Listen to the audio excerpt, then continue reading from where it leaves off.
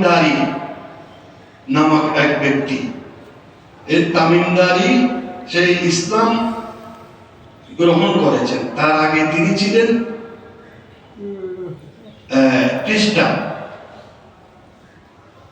এই তামিমদারি তিনি বর্ণনা করেছেন যে নবী করিম সাল্লাল্লাহু আলাইহি ওয়াসাল্লাম থেকে তিনি শুনেছেন এই বিষয়টা, যে নবী করিম সাল্লাল্লাহু আলাইহি ওয়াসাল্লাম একদিন কি করলেন, মসজিদের ইমাম নামাজের ইমামতি করলেন এবং ফিরে বসলেন এবং তিনি কি করলেন, হাসতেছেন।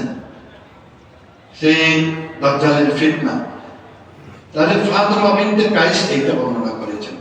একদিন নবী করিম সাল্লাল্লাহু আলাইহি ওয়াসাল্লামের ঘোষণা করতে লাগলাম, নামাজ প্রস্তুত শুনে আমি মসজিদে চলে গেলাম। নবী সাল্লাল্লাহু আলাইহি ওয়াসাল্লাম ইমামতি নামাজ আদায় করলাম। আমি মহিলাদের সারিতে পেছনে পড়ে গেলাম। নামাজ আদায় করে পুরুষদের একেবারে পেছনে ছিল। নামাজের শেষ করে তিনি মিট মিট করে হাসতেছিলেন। নবী করিম সাল্লাল্লাহু আলাইহি ওয়াসাল্লাম প্রত্যেকে যার যার জায়গায় বসে থাকো, আল্লাহ নবী বললেন যার যার জায়গায় বসে থাকো। তারপর আমি তোমাদেরকে একত্রিত করেছি কেন জানো? তোমাদেরকে একটা ঘটনা বলবো। সাহাবায়ে কেরাম বললেন, ইয়া রাসূলুল্লাহ, আমরা আল্লাহ এবং আল্লাহর রাসূল ভালো জানি না।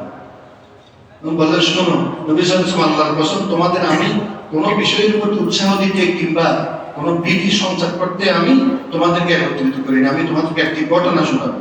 তামিমদারি নামে একজন খ্রিস্টান ছিল, সে আমার কাছে এসে মুসলমান হয়েছে। সে আমাকে একটি ঘটনা বলেছে, যেটি আমি দাজ্জাল সম্পর্কে আগে বলেছি।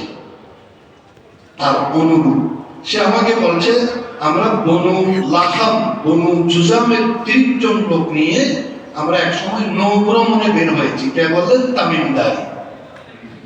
সমুদ্রের তরঙ্গের মধ্যে,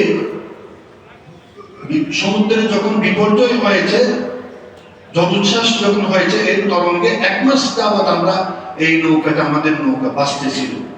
এক পর্যায়ে আমরা একটা দ্বীপে গিয়ে আমরা উপনীত হলাম। সময়টা ছিল সন্ধ্যার দিকে। আমরা ছোট ছোট ডিঙ্গিতে করে আমরা পাহাড়ের উপরে উঠে গেলাম, একটা দ্বীপের উপর উঠে গেলাম। ওখানে আমরা বিস্ময়কর একটা প্রকৃতি, একটা সৃষ্টি দেখলাম, প্রাণীর সাক্ষাৎ পেলাম। যে প্রাণীটা মোটা, ঘন কালো চুল, চুলের জন্য চেহারা অনুভব করা যাচ্ছে না।